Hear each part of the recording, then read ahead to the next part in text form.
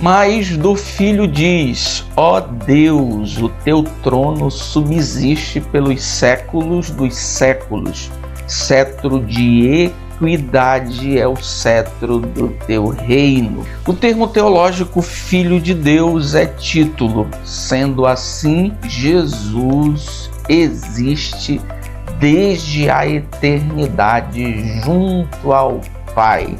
A respeito do estudo bíblico sobre a igualdade do Filho com o Pai, cabe fazer menção das máximas, de algumas frases que são capazes de demonstrar o pensamento de um dos principais hereges que estabeleceram sua doutrina contra as escrituras bíblicas, portanto, contra a verdade da igualdade do Filho com o Pai.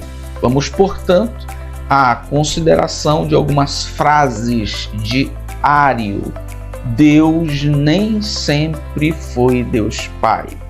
Houve um tempo em que Deus estava só e não era ainda Deus Pai.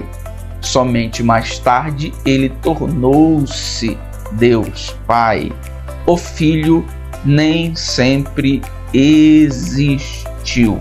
Na tentativa de defender a existência absoluta e única de Deus, Ário escolheu apresentar Deus em uma solidão eterna e cósmica.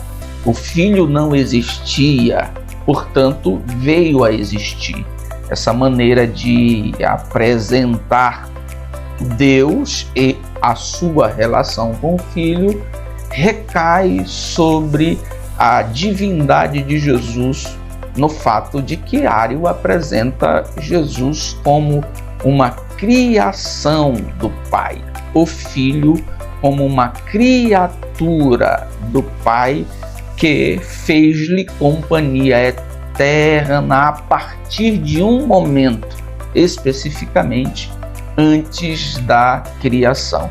Nós teremos a oportunidade na lição de número 6, o Filho é igual ao Pai, de estudarmos verdades bíblicas que combatem esta maneira de interpretar as Escrituras, como também outras maneiras de interpretar as Escrituras. Paz, eu sou o pastor Wellington Salles e é um grande prazer estar com você novamente para que juntos possamos estudar mais uma lição que é parte desse momento cristológico de defesa das doutrinas bíblicas referentes a Jesus, sua humanidade, sua divindade, a relação entre as suas naturezas e agora a sua igualdade com o Pai. Antes de continuar, peço gentilmente a você que não é inscrito no canal, que se inscreva, curta, compartilhe. Você me ajuda muito fazendo isso, a continuar por aqui conversando com você a respeito das lições bíblicas dominicais. Para início de conversa, vamos logo, portanto, à nossa introdução, porque ela traz duas informações muito relevantes. A primeira delas é a respeito da importância dos escritos joaninos, ou seja, da importância dos escritos de João para a apresentação dessa relação de igualdade de Jesus com o Pai. Afinal de contas, inclusive, na abertura da nossa leitura bíblica em classe, está lá: eu e o Pai somos um. E nós aprenderemos no restante das considerações dessa lição que a maioria dos versículos que demonstram essa igualdade do Pai com o Filho, do Filho com o Pai, estão registrados no Evangelho de João.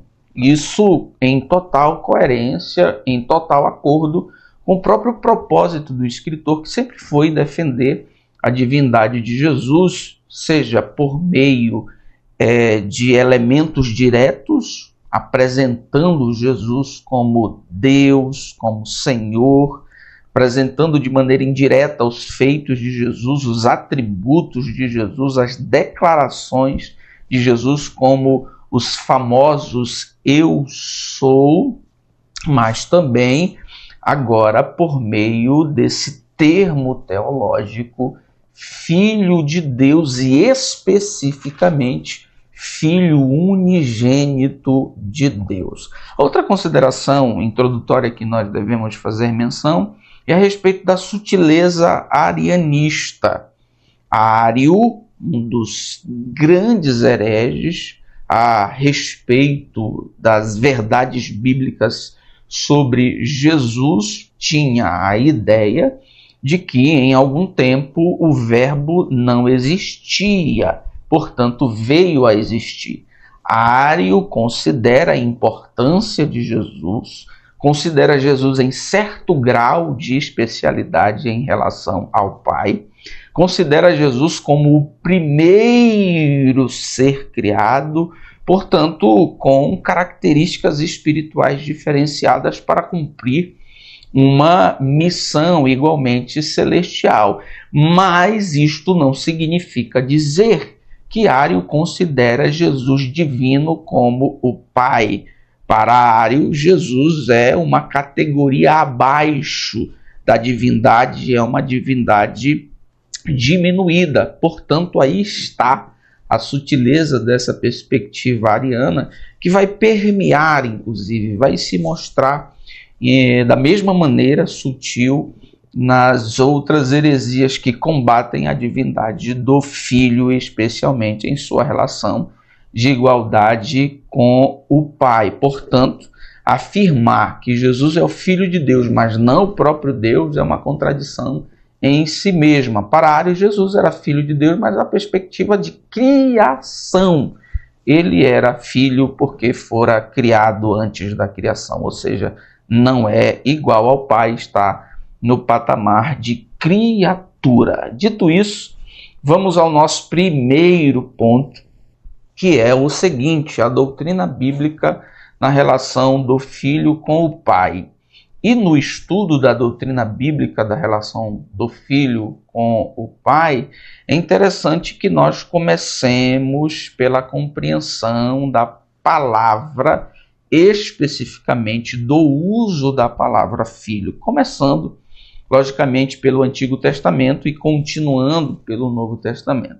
Porque isto é importante, porque nós vamos perceber que as heresias que dizem que Jesus é filho, portanto não é igual ao Pai, é de uma categoria menor, subordinada essencialmente ao Pai, claramente interpretam equivocadamente a palavra filho. Por isso é muitíssimo importante, fundamental, imprescindível para o estudante da lição de número 6 redobrar a sua atenção para o uso da palavra filho, as circunstâncias do uso da palavra filho, como também, especialmente, de maneira lógica, o significado da palavra filho. Por que a doutrina bíblica da igualdade de Jesus com o Pai começa pela consideração do termo filho? Porque é exatamente a distorção da compreensão do termo filho de Deus aplicada a Jesus que gera a heresia. E aí eu volto ao que Ário pensava, fazendo menção da importância do entendimento da palavra filho. Olha o que mais ou menos Ário pensava sobre o termo, sobre a palavra filho aplicada a Jesus.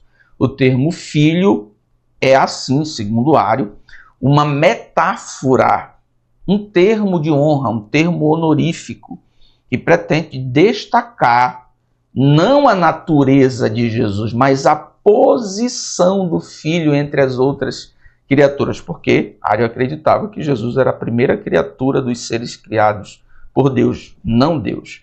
Isso não implica que o Pai e Filho compartilhem da mesma essência ou posição. Está aqui a sutileza da maneira de pensar ariana, está aqui a sutileza da heresia, com base em quê? Com base em uma interpretação equivocada da palavra Filho de Deus. Em vista disso, o nosso primeiro subponto é a ideia de filho, e aqui nós vamos considerar o uso da palavra em uma variedade até interessante para chegarmos ao seu uso ou ao uso que nos interessa, que transmite a ideia de igualdade de natureza. A palavra filho, em primeiro lugar, aparece no Antigo Testamento de maneira mais abundante, como nós a conhecemos nas nossas relações biológicas, ou seja, filho traz a ideia de descendência, filho, neto, bisneto, e assim sucessivamente. Inclusive, ela é empregada para falar das crias dos animais, né? O filho do leão, o filho do bezerro, o filho do cordeiro, mas também aparece de maneira metafórica, simbólica, como o ramo, né? O ramo de José, ou seja, os filhos de José, os descendentes de José, os ramos da casa de Davi, né? Os descendentes de Davi, os filhos da casa de Davi. Ou seja, a palavra filho, em primeiro lugar, é percebida no Antigo Testamento nessa perspectiva de descendência.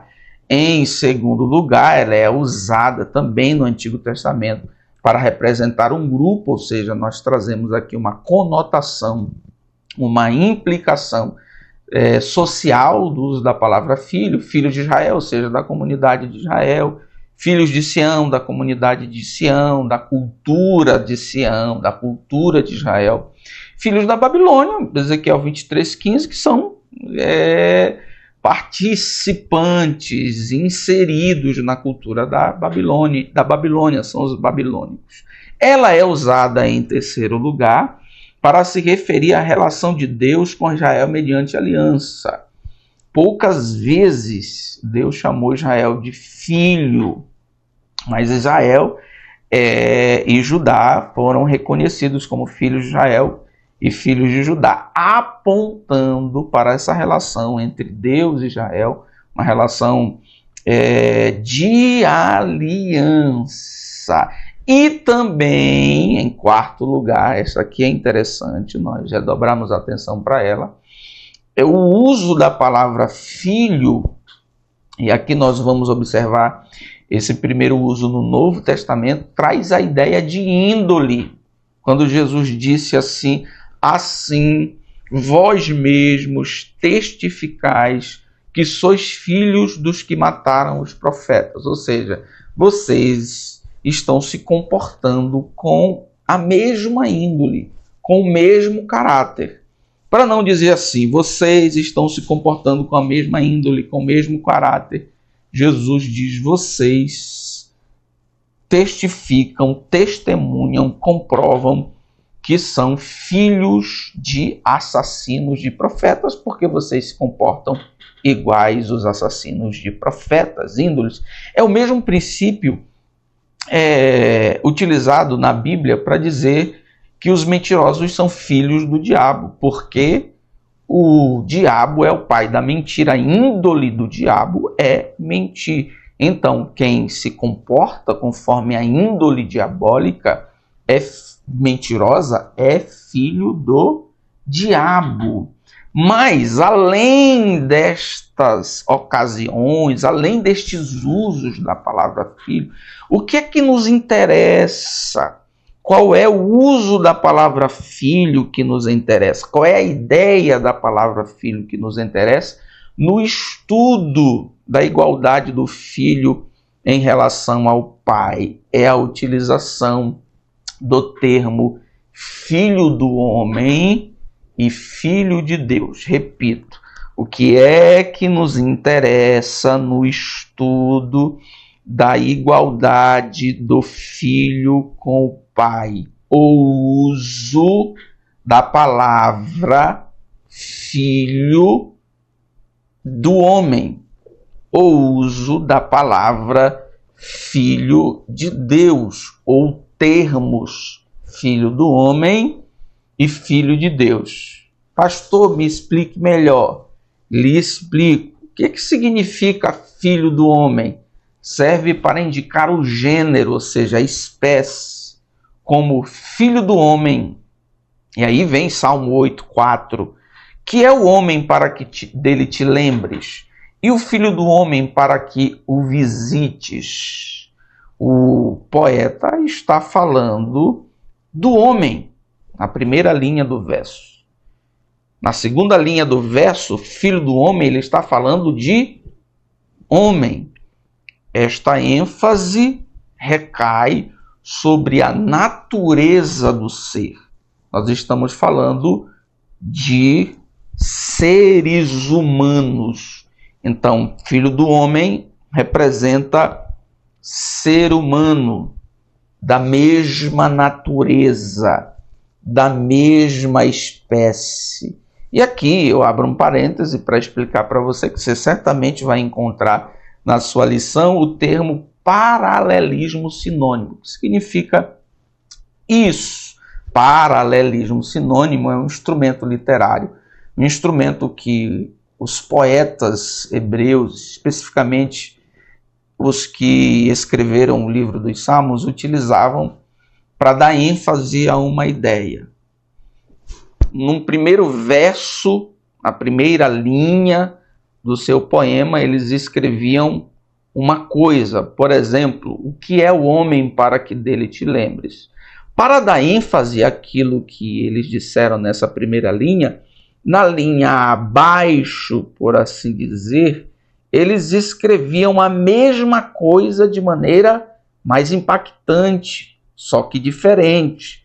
E o filho do homem para que te visites. Ou seja, nós temos linhas paralelas, uma acima da outra, com as mesmas ideias, ou seja, com ideias sinônimas. É por isso que a relação destas linhas paralelas, que dizem a mesma coisa, portanto são sinônimas, recebe o nome de paralelismo sinonímico. O que eu disse na primeira linha com uma palavra ou com algumas palavras, eu, com o intuito de intensificar, digo a mesma coisa na segunda linha com outras palavras.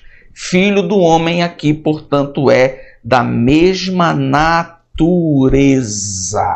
É com esse entendimento que nós nos chegamos ao termo Filho de Deus, porque ele traz a mesma essência, o mesmo entendimento, da mesma natureza, do mesmo gênero, da mesma coisa.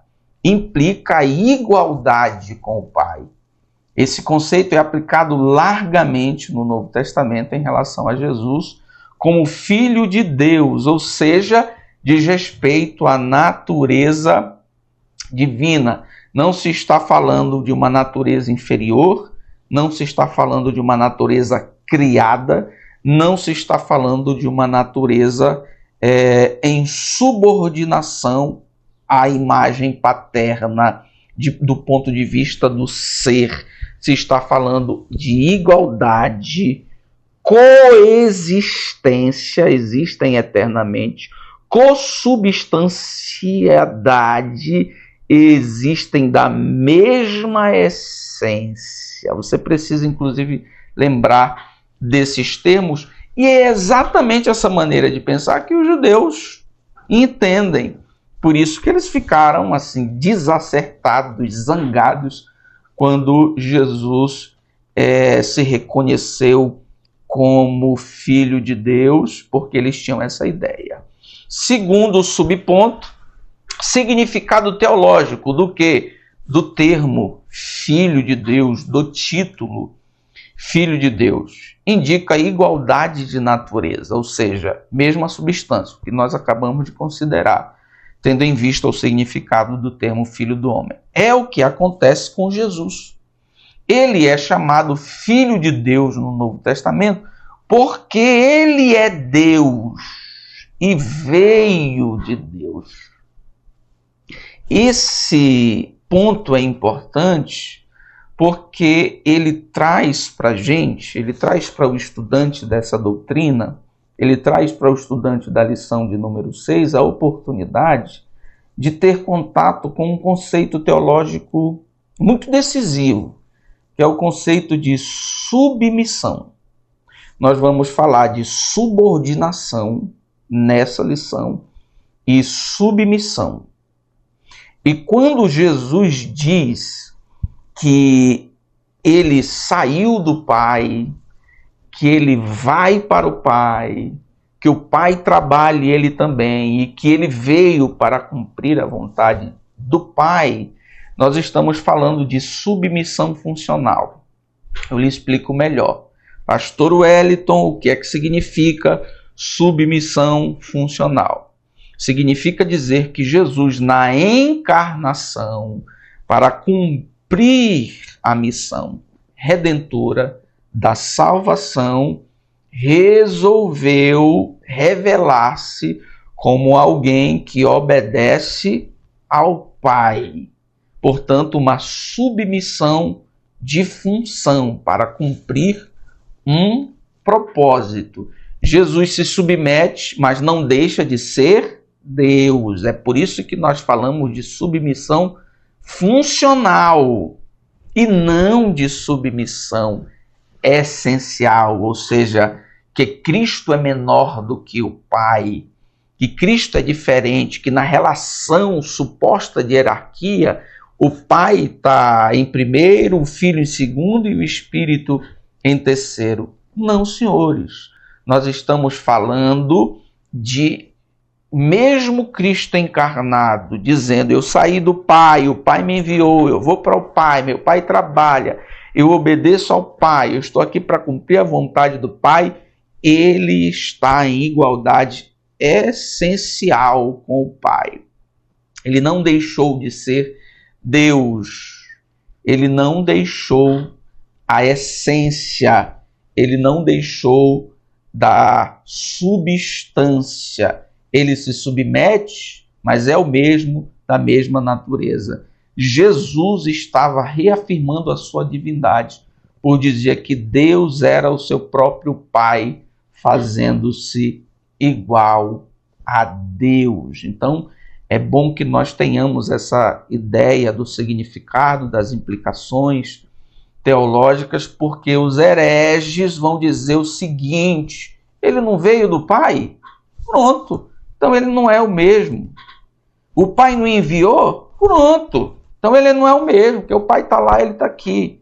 Ele não está cumprindo a vontade do Pai? Pronto, o Pai é quem manda, ele obedece, ele não é da mesma natureza. Nós precisamos compreender de maneira séria e detalhada para nós não incorrermos nas sutilezas das heresias, porque um dos mecanismos de funcionamento das heresias são as sutilezas intelectuais. Terceiro subponto, o Filho é Deus. E aqui nós vamos nos voltar para uma expressão muito famosa que se aplica a Cristo, que é Filho unigênito. Filho de Deus é uma expressão bíblica para referir-se à relação única do Filho unigênito com o Pai. Só que nós precisamos considerar, em primeiro lugar, que a palavra único, unigênito, não se aplica no Novo Testamento apenas a Cristo. Nós vamos, por exemplo, observar a palavra unigênito, conforme Lucas apresenta, aplicada ao filho único da viúva, aplicada à filha única de Jairo e em outros casos. Mas unigênito, único aqui, não significa da mesma natureza e nem significa singularidade. Significa que é pai de um só. Mas quando a palavra unigênito se aplica a Cristo, ela tem outra conotação. Ela tem outro significado.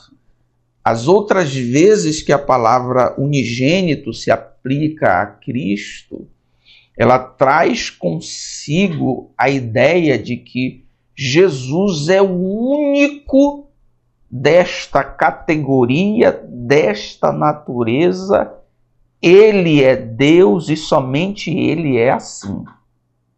As outras vezes que a palavra unigênito aparece é em João, sendo todas elas referindo-se a Jesus. Glória como do unigênito do Pai, João 1,14. O Deus unigênito que está junto do Pai, João 1,18. Deu o seu Filho unigênito, no nome do unigênito Filho de Deus, João 3,16 e 18. Em haver Deus enviado o seu Filho unigênito ao mundo, 1 de João 4,9. Mas, pastor, o que é que significa unigênito? Muito claro, unigênito significa o único do seu tipo. Unigênito significa, transmite a ideia de não derivação, ou seja, não é um filho único de uma relação de pai e mãe, de uma relação sexual humana, da perspectiva humana, e subordinação diferente do pai, mas unicidade, o mesmo, e consubstancialidade da mesma essência. Jesus é tudo quanto Deus é e é somente Ele é assim. E somente Ele é assim. Melhor dizendo, a palavra único é monogênese, ou seja, um filho único, mas com a oportunidade de ter outros. Filho de uma família, filho primeiro, filho único. Mas unigênito aplicado a Jesus é monogênos, o único, o todo, o pleno. Somente Ele é assim. E Ele é tudo quanto Deus é. Então esse é o nosso primeiro ponto, que dá importância ao termo filho, porque as grandes divergências, as grandes doutrinas que combatem a igualdade do filho com o pai, elas se estabelecem em uma compreensão errada a respeito do unigênito ou dos termos filhos. Vamos ao nosso segundo ponto, a heresia do subordinacionismo. O que é subordinacionismo? Subordinacionismo é a ideia teológica de que o filho não é igual ao pai. Ele está subordinado ao pai, portanto, não é da mesma natureza do pai. Traz a ideia na Trindade de uma espécie de hierarquia.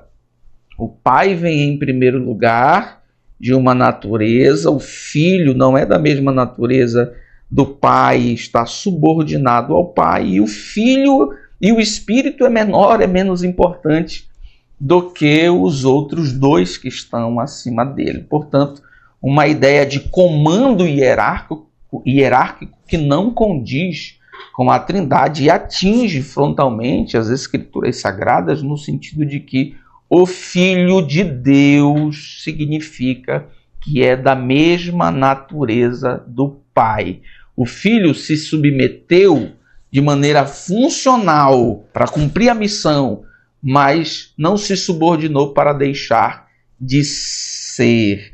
E é nesse contexto que nós consideramos o protagonismo, a importância de um personagem muito controverso, que é Orígenes. Orígenes foi um pensador dos primeiros séculos da igreja que pode, inclusive, ser considerado como o pai da teologia cristã, porque contribuiu com uma série de construção, de organização de informações bíblicas que correspondem àquilo que nós podemos chamar hoje de disciplinas da teologia, de doutrinas teológicas. Ele é considerado, como eu já disse, pai da teologia cristã, é um dos principais, ou melhor, foi um dos principais adversários dos ebionitas e contribuiu ao longo do tempo com a escatologia, contribuiu ao longo do tempo com o estudo cristológico, contribuiu ao longo do tempo com a pneumatologia e assim sucessivamente. Mas ao lado disso tem o Orígenes como alguém controverso. Na vastíssima e complexa produção literária de Orígenes, ideias de acordo e contrárias à ortodoxia bíblica. Na mesma igreja, no mesmo contexto grego, na mesma igreja grega que Orígenes fazia parte, ele foi aclamado como grande defensor da verdade e também condenado como herege, porque ao longo do tempo ele flutuava entre um entendimento ortodoxo, oficial, correto e a defesa dessa ortodoxia doutrinária e às vezes se comportava de maneira herética. E escreveu influenciado por ideias neoplatônicas, obscuras, de modo que desde a eternidade os estudiosos do assunto estão divididos. Mas quando a gente pensa em Orígenes e a sua relação com a nossa lição, a sua relação com a ideia de que o filho não é igual ao pai, o filho é subordinado ao pai, de maneira que ele não é da mesma natureza do pai, nós lembramos do conceito de trindade de Orígenes. E qual é o conceito de trindade de Orígenes? Segundo seus críticos, parece que a trindade defendida por ele era subordinacionista. O Filho subordinado ao Pai e o Espírito Santo subordinado ao Filho e, logicamente, ao Pai. Dito isso, vamos ao nosso segundo subponto, no período pré-niceno. E por que a gente fala desse termo estranho, período pré-niceno? O que significa isso? Período pré-niceno é o período antes do Concílio de Nicéia. O Concílio de Nicéia foi o momento em que os teólogos se reúnem, colocam à prova, colocam para debate as heresias contra a Trindade, especialmente em relação à igualdade do Pai com o Filho, e determinam nessa ocasião que o Filho é igual ao Pai. Antes desse evento, que determina a igualdade do Filho com o Pai, existiram, logicamente, uma efervescência, uma abundância, uma multidão de posicionamentos em relação à igualdade do Filho com o Pai. Sem dúvida nenhuma, a principal corrente de pensamento, a principal maneira de pensar em relação ao Pai e ao Filho era a ideia do subordinacionismo. Subordinacionismo foi, no século II e III, uma tentativa, ainda que equivocada, de preservar o monoteísmo, mas que negou a divindade absoluta de Jesus. Aquela ideia ariana do Deus solitário, do único Deus, do Deus sozinho, e, na verdade, era consequência de uma tentativa de defender o monoteísmo de Deus. Deus é um, só, singular, solitário. Então, a presença do Filho não cabe nessa perspectiva. Se a gente colocar o Filho nessa perspectiva, nós estamos falando de deuses. Então, não é monoteísmo, é politeísmo. Então, vamos defender o monoteísmo? Vamos. Mas o que a gente faz com o Filho? Não, a gente coloca o Filho aqui numa relação de subordinação, a gente coloca o Filho aqui numa categoria abaixo, mas não Deus. O nome é um nome honorífico, um nome de honra, não significa que ele é da mesma natureza. Então, no momento pré-niceno, antes da definição de que o Filho é igual ao Pai, houve esse debate. Vamos ao nosso terceiro subponto, métodos usados pelos subordinacionistas. Apresentam o Senhor Jesus como homem e descartam e desconsideram o que afirmam ser Jesus, o Deus igual ao Pai. Como é que eles erram na desconsideração do método interpretativo correto? Eles imaginam que o termo Filho de Deus ou Filho unigênito de Deus demonstra que Jesus não é da mesma substância, não é Deus e é uma espécie de única criatura que Deus criou antes de toda a criação. Não fazem esse esforço que a gente fez inicialmente de compreender os termos filhos. Como é que eles erram na defesa de um monoteísmo, mas um monoteísmo antibíblico? A ideia do Deus solitário, do Deus único, absoluto, que não tem ninguém junto a ele inacessível. A ideia da relação do pai com o filho, que é Deus, nessa mente deles é impossível. Como é que eles erram na comparação da filiação de Jesus com a filiação humana? Na mente deles é inconcebível que Deus tenha um filho, porque filho é resultado de uma relação sexual entre homens e homens. Deus não é homem, nem teve relação sexual com homem. Como é que ele vai ter um filho? Então, o termo filho de Deus é apenas um termo honorífico, de honra, de respeito.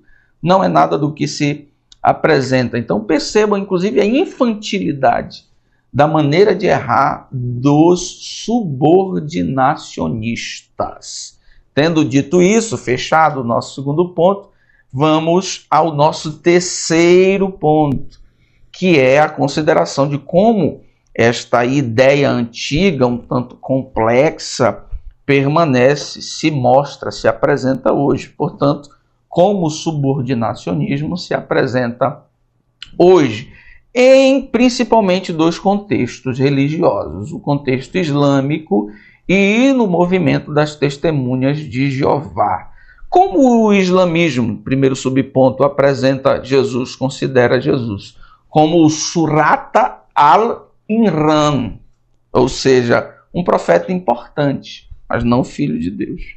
Como é que o islamismo considera Jesus? Surata al-Nisa, modelo de virtude, um homem virtuoso que é digno de ser seguido, mas não filho de Deus. Como é que o islamismo considera Jesus? Surata al-Maryam, um mensageiro que é digno de ser admirado em vista do cumprimento da sua jornada, da sua missão, mas em nenhum momento o islamismo, no Alcorão, considera Jesus como filho de Deus no sentido dele ser Deus igual ao Pai. Inclusive, na categoria de protagonismo, de grandeza, Maomé é considerado mais importante do que Jesus. E como é que o islamismo não considera Jesus? O Alcorão afirma que é blasfêmia dizer que Jesus é o Filho de Deus.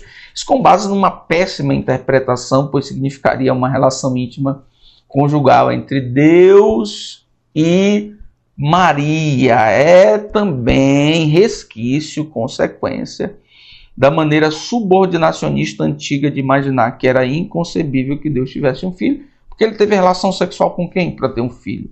Lembrando que filho de Deus, aplicado a Jesus, não é com a mesma ideia de meu filho, dos nossos filhos, dos filhos da filiação humana.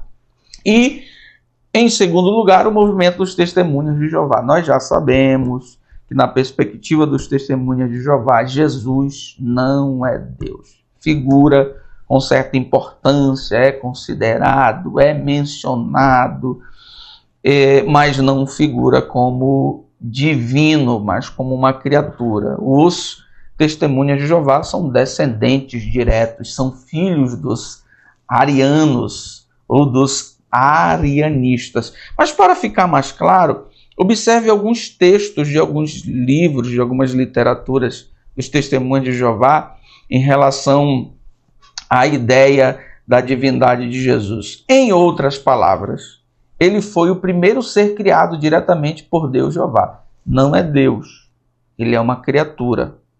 Jesus era o Filho de Deus e não o próprio Deus.